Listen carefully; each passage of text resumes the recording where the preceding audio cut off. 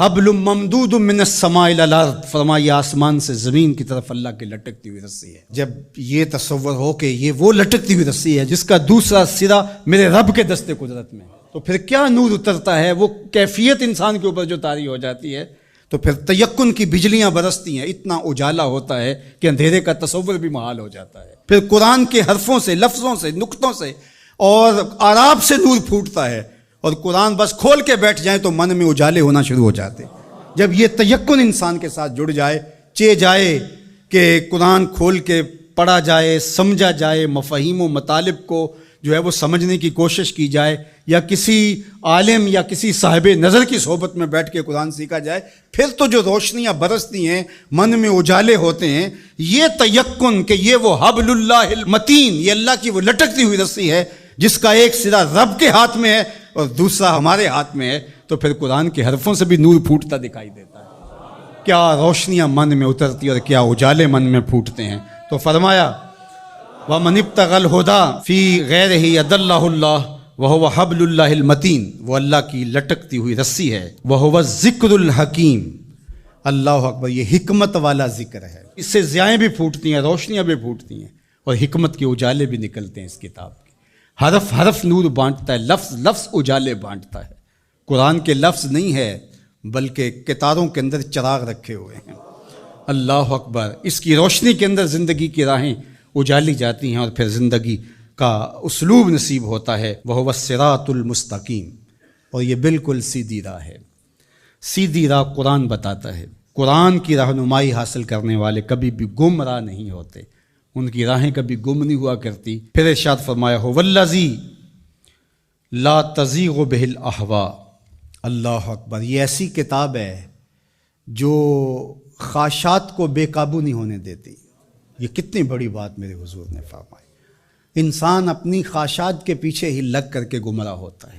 بلکہ میں آپ کو ایک اور بات بتاؤں، اور وہ یہ کہ ہر دور کے اسلوب بدلتے ہیں۔ اب خط تو نہیں آتا، اب میسج آتا ہے، دور بدل گیا ہے نا۔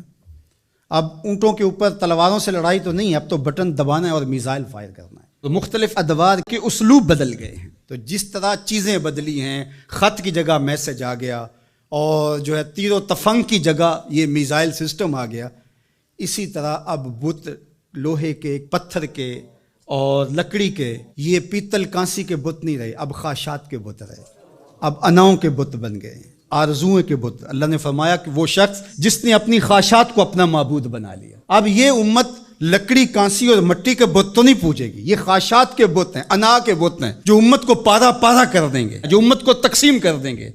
میں بڑا ہوں، ہم چما دیگرے نیست، یہ بت ہیں، یہ پرستش ہے۔ لیکن اگر قرآن سے جڑے رہو گے تو تمہارا رب قرآن کی برکت سے تمہیں اس بت کے آگے بھی نہیں جھکنے دے گا۔ قرآن سب سے بہتر تزکیے کا اسلوب اور انداز ہے۔